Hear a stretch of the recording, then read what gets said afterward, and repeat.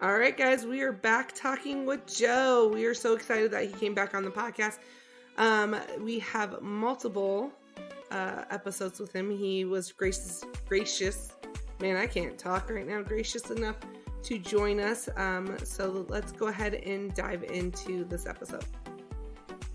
You're listening to the PT Assistants Podcast with your hosts, Ken and Laura. Thanks for joining for another exciting episode. I thought I was getting in easy today on my PT. My PT was working on my foot. They do a lot of mobs, a lot of range of motion, a lot of soft tissue because mine is literally like rock. And he's been digging in, and I swear he's got these little needles for fingers. Like the way he can get in, it is tender. And so he's doing it, and like, I'm thinking I'm all good. I'm all like looking at my phone on Twitter. We're joking around. And then he's like, all right, flip over. And so I flip over. He starts working on the back. And still not bad. And I'm literally thinking in my head, like, I'm going to get away with today. Like, today's going to be a nice day. I am bringing up Jack. And then all of a sudden he gets in. I'm like, oh. And he goes, you thought I was going to go easy. He goes, I thought it was going to be a nice day. Hey, sometimes that's when the improvement happens, right? It's needed. Oh, yeah, we do it because we care. Desperately needs it. Yeah, I think sometimes, let's just be honest, you do enjoy working on someone who understands it a little bit more than others.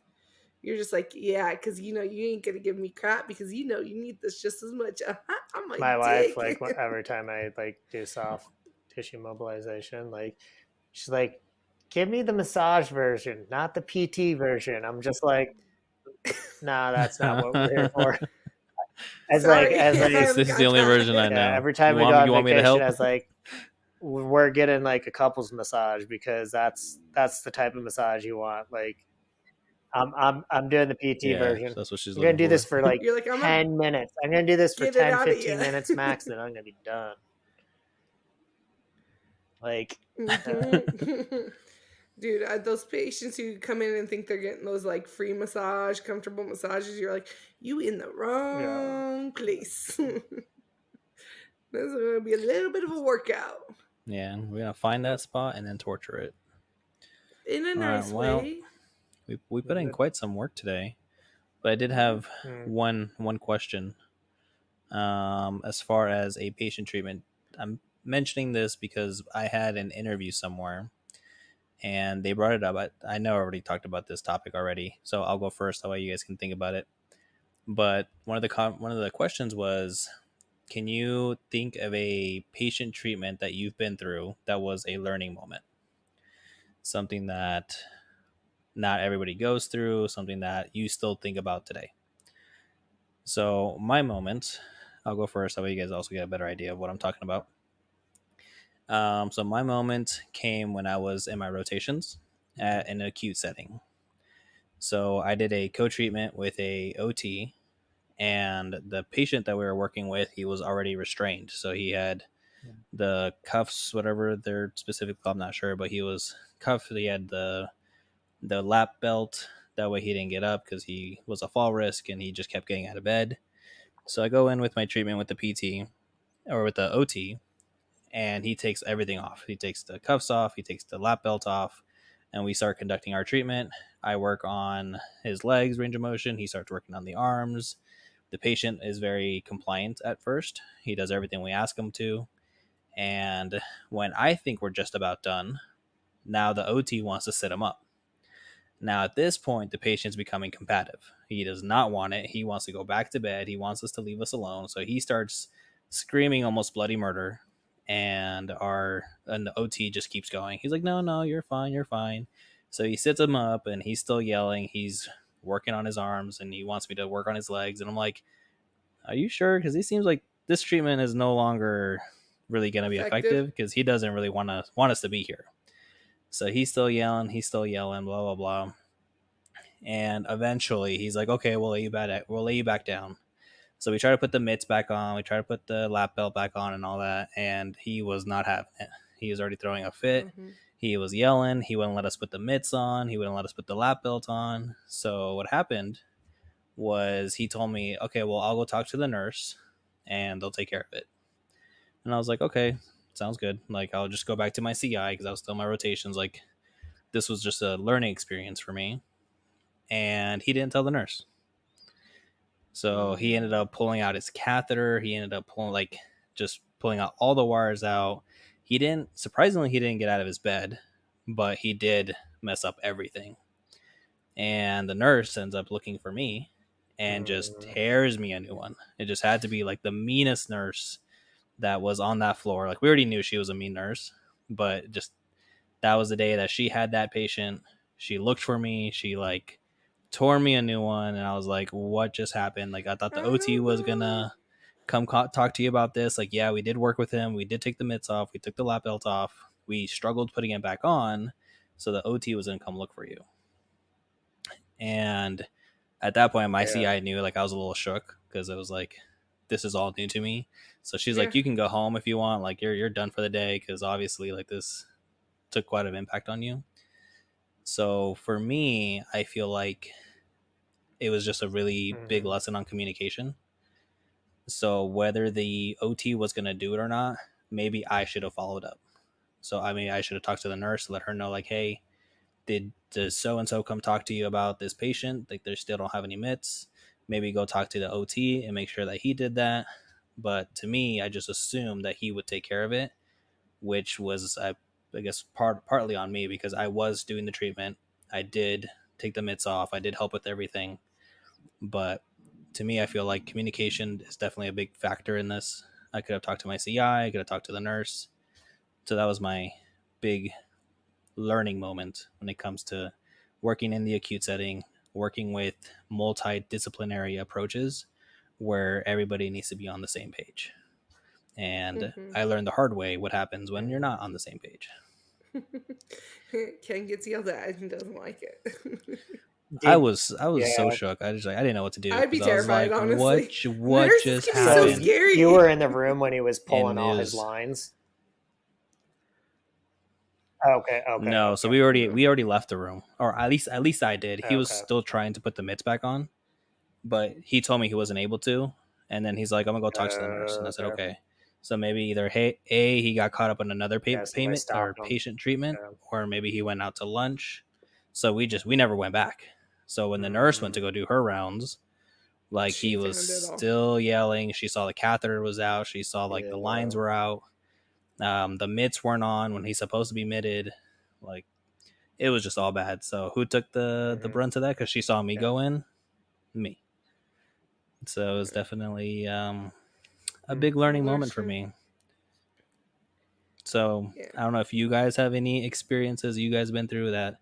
I don't know if it was traumatizing like not mine that was. Intense. I was about to say not as traumatizing. Just like maybe a treatment that you've done that you still carry with you. Because I still carry that with me. I'm still like, clearly you're still honestly I'm traumatized. like, I'm not gonna deal with that anymore. But I just know how important communication. Yeah, right. I'll never not communicate again. I won't do it again. I won't do it. I promise. So, if you got one off the top of your head, Laura, like, go for it. But I was about to say I kind of already know mine. Mine's again not as big as Ken. It's always kind of stuck around just because I don't know. It was new and it was nerve-wracking, I guess. So this was right when I started treating out here in Nevada. Ken was actually the technician that was with me at the time too, so we were always the one closing.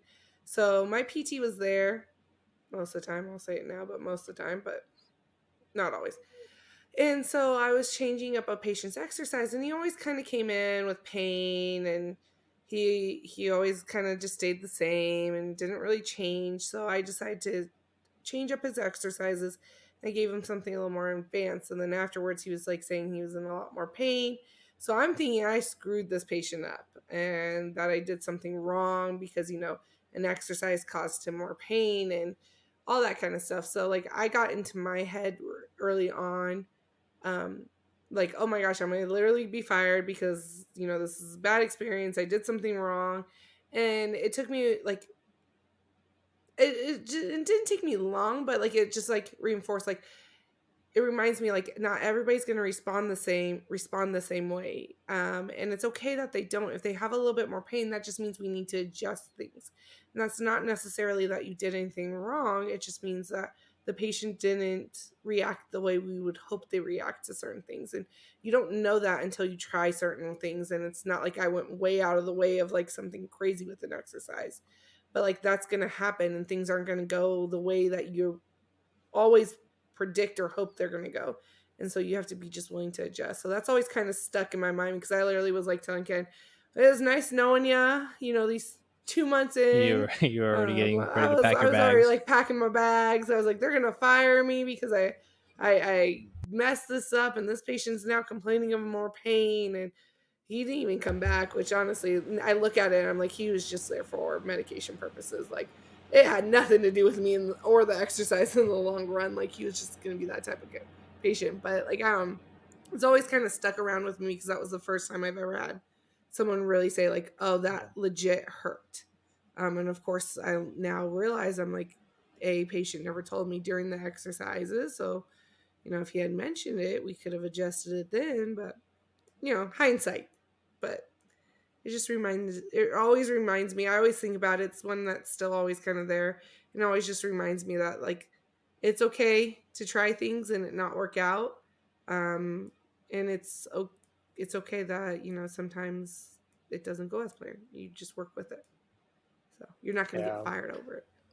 So I was literally trying to pack my bags. like I'm out, dip out before anybody sees you. Yeah, I literally was like, go under the radar. Telling Ken, I was like, Ken was helping me clean up. I was like, I'm going to get fired for this. Ken's like, you're not going to get fired for this. I've seen way worse. You're not going to get fired for this. I really did. I was like, no, that's it. I was like, I'm going down. I lost the only job I've got. World was ending. Things, so like the question is kind of interesting, because it's like, do I have things that stick with me, like from like that traumatize me? Oh yeah, I got lots of stuff. I mean, you work in acute care inpatient long enough, you're just gonna have stuff that, and then like stuff replaces stuff. So you're like, oh, I thought that was bad, and then something else, right? True, right? This is worse. So I'm sure there's plenty of that. Yeah, I was like, top 10. Pretty sure there's stuff that I've probably forgotten about, which is okay with me at this point. But the one that kind of resonates with me was like traumatizing was COVID, because they used to make negative pressure rooms out here. They use like that thick industrial plastic with duct tape, and I'm getting ready to go in and treat this patient. Got my full PPE, got my PAPR on. You know what those are? They blow the air up, so it looks like a hazmat suit. It's just loud. There's a lot of stuff going on. You're uncomfortable. You're like, it's kind of the beginning of this whole thing. You're like, fuck, like I don't want to catch this. Like it's gonna really yeah. Don't know what's really going to happen. And it's just like, I remember going and working with the patient, and just, they're just like, they can barely get out of bed. They're barely breathing. It's just noisy as shit. Like you got that, the PAPR is just like loud. So I feel like I'm kind of screaming at the person, they're older too. And just like, telling them why I'm there, why I'm working with them. And they're just like, didn't understand why they were in the hospital. So I had to explain it to them. And as soon as I said the word COVID, the patient just lost it. They're like, broke down, yelling, just like, I don't want to die. I don't want to die. Like, and then in the meantime, the provider comes in and just like, you need to sign these papers to the patient. Just like it threw my head for like it like fucked me up, because I'm like, okay, here I am, like you're interrupting my session with this patient. This patient is not calm right now. Like, sign these papers, and just like all nonchalant. And it's just kind of like stuck with me, just like hearing that screaming over and over, like, I don't want to die, I don't want to die. And like eventually I got them to kind of calm down and redirected them. But that's like one of the ones that stuck with me recently. But I've had a lot of other stuff, like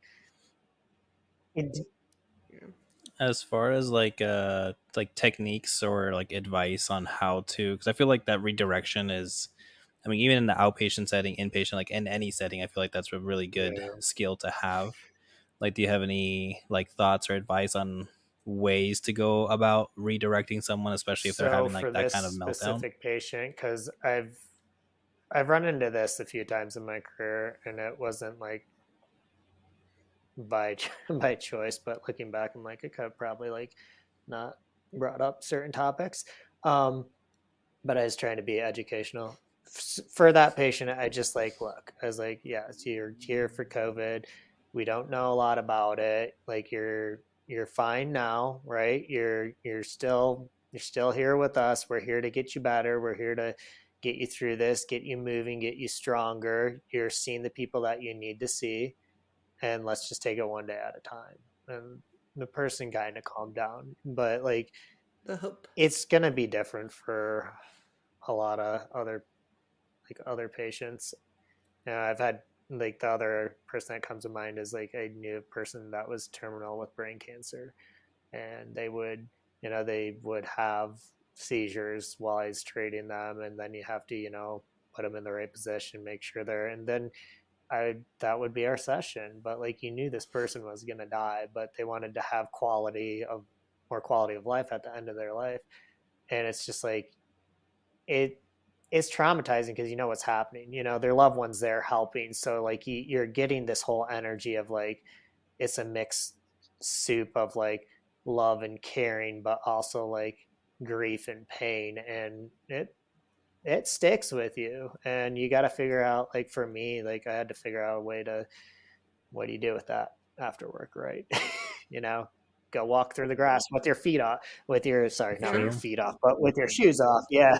Shoe your feet off, your shoes off. Yeah, Hey, if feel anybody's the taking their earth. feet off, I claimed it first. That's Y'all, true. I claimed At it this point, first. part Yeah, one, you but told us to cut I it don't know. off. I've had a lot of experiences Hey, I like had that, and I think P2s. that's more. It's easier to have those like kind of more, I don't know, traumatizing stuff on the inpatient side of stuff. But I've had people in Yeah. outpatient too that it's just like, man, there's some learning experiences. Some of it's just like you're just learning how to be human. Like when you interact with people, they're still people. Like they're not just like a diagnosis. More. There's so much more complex hmm than that. It's the battle of finding that compassion, but not It's getting not. Yeah, invested it's not having in a sympathy way. because you don't. I mean, it's hard to not pity somebody at some points, but it's like having Yeah, empathy. But sometimes you can't I do. empathize with people because you're never gonna be in their shoes, right?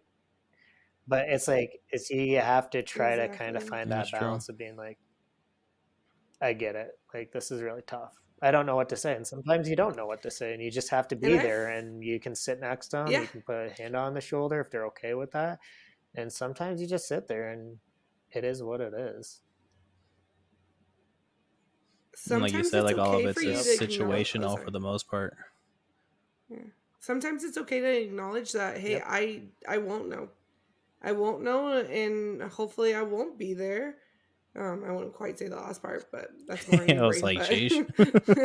no, but you sometimes if you just let them know, like you're Mm-hmm. right. I don't understand what it's like. And but I can be here for you. I Yep. can be a tool that I can help as much as I possibly can. And sometimes you just Mm-hmm. acknowledging them that they're going through something that someone else is not going through or that's not norm almost will help calm them Mm-hmm. down sometimes too. And again, it's like Joe has talked about before, each patient is just so different. You have to, this is where it is important to be able to read people because, of course, the more you work with a patient, it's going to be easier to get their tendencies. But like off the bat, you can kind of read and you can tell how they're going. You can be like, yeah, I'm not going to mention this to this patient Mm-hmm. because they're already freaking out. So, yeah, we're just not going to go down that route. Like being able to kind of read people is definitely Mm-hmm. handy in our job Yeah, position. and we But it is a yeah, battle and we we tend to fight get the with. most time with these people too, like than any other provider. Physicians hmm maybe get, if they're lucky nowadays, maybe they'll get 30 minutes, but it's usually like 5-15 minutes. Same with the extended providers. In and out. So we're there for. anywhere from 30 minutes A to an consistent hour time with a too. person, or some places you get a full like 75 minutes or something. So we get to really get to know patients and hang out with them. I always say the unofficial psychologists are bartenders and physical therapists, Yeah, assistants and anyone physical rehab. Yeah, therapists, because yeah, I was about to say, you know, they do like to spill their guts to us, even though we're not there for that kind of That kind of rehab, but therapy. that kind of therapy. But But they bartenders and like to us, use it. they do. But yeah, all right. Well, we have just cranked out a bunch of stories yeah. and information, and hope you guys have been enjoying this, because we have clearly. We just kind of kept I was going going to about talk dance about more one from last the thing. I thought yeah. about the flexibility for the Yeah. other episodes. Was like last week we've been having a lot of tornadoes out here, so I got to do my first ever like tornado sirens going off, pull the patients out into the main hallway. Like a Nope, nope. tornado drill Tornado, type of not a style, No, I or drill. like don't a think it's a It's a drill. tornado. Like it's a tornado. you get It's a tornadoes and Yes, yes. This is what? why I'm not Well, moving. like more Just towards where I work. We're not talking no. like Uh. Denver does Okay, sometimes, but it's more out where I work. I was like, yeah, Too close. Too close. Yeah. Too huh? close. Too close. I can do fires and earthquakes. So you actually Yeah, so had it touched down tornado somewhere. sirens, Yeah. so And not a that drill, I an had to be actual. flexible because I literally called my patient. I knew the severe weather was coming in. I was like, hey, just FYI, do you want to drive out here because we got severe weather coming in?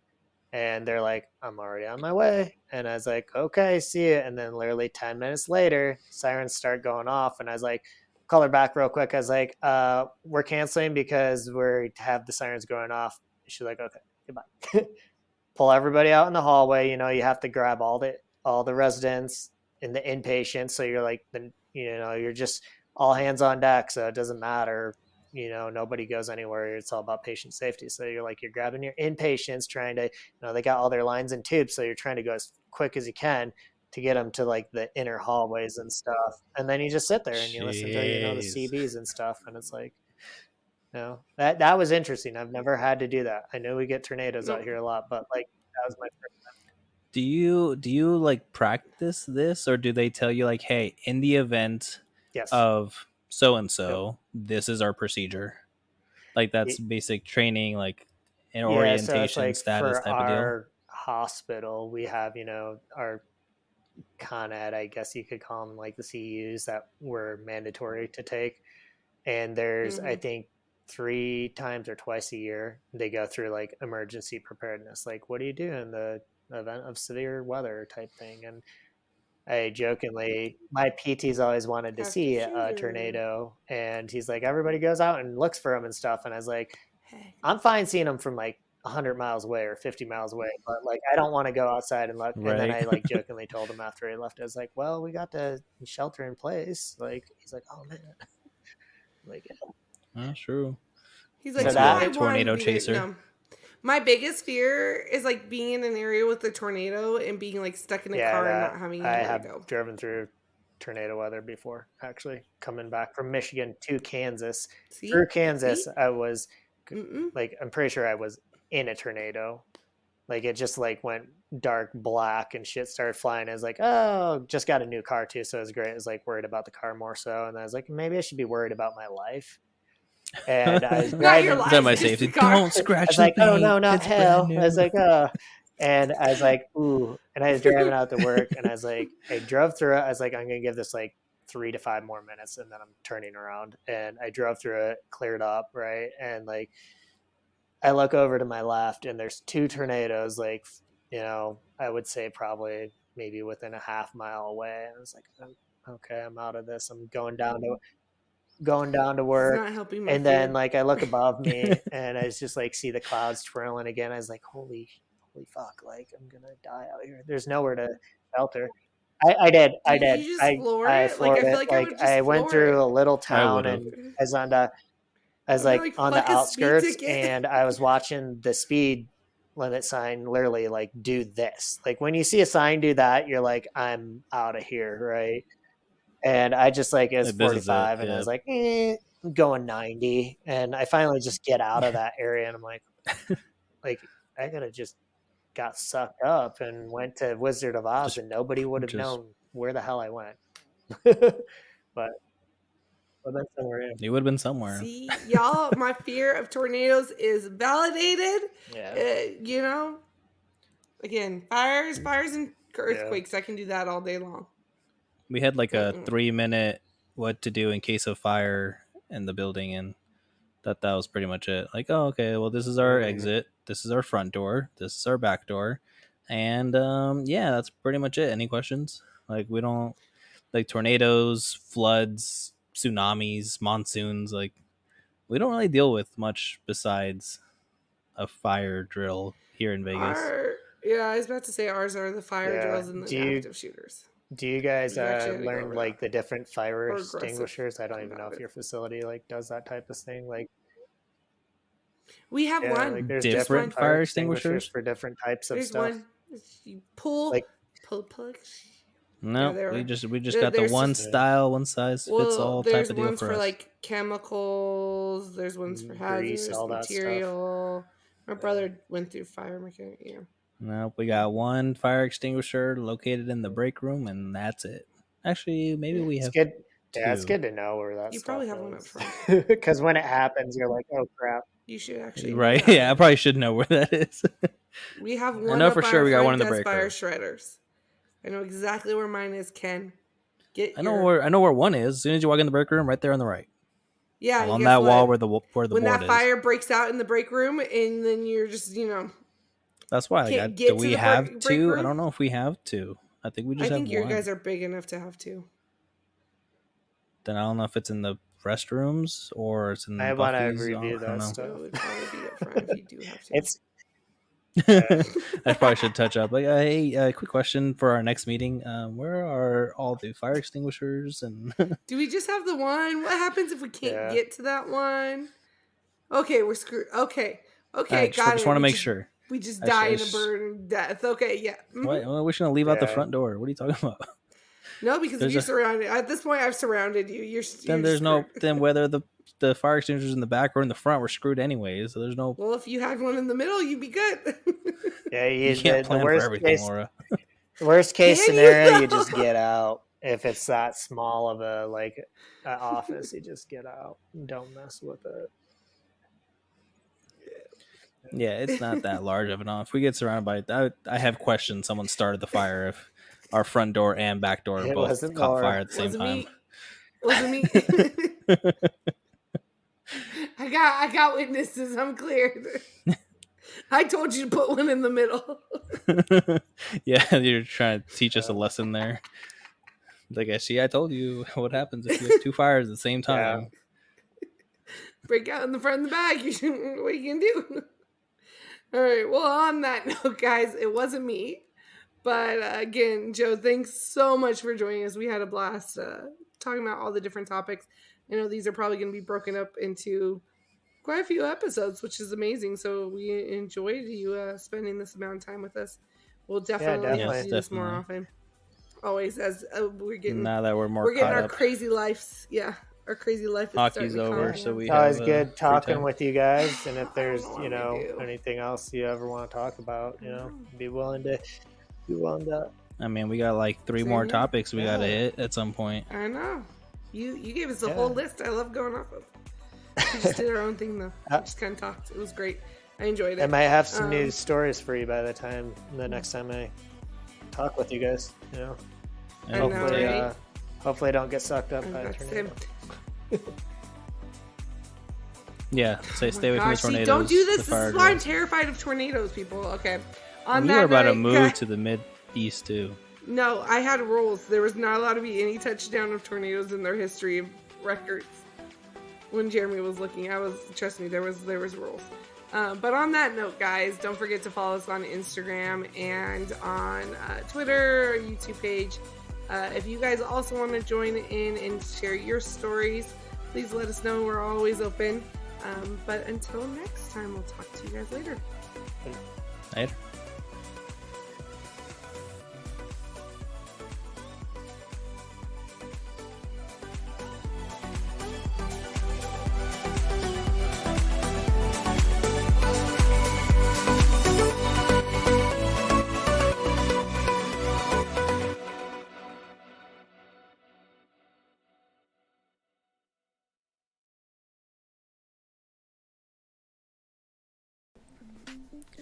The information in this video or podcast is not intended nor implied to be a substitute for professional medical advice, diagnosis, or treatment. All content, including text, graphics, images, and information contained in this video or podcast is for general information purposes only and does not replace your professors or a consultation from your own doctor or healthcare professional.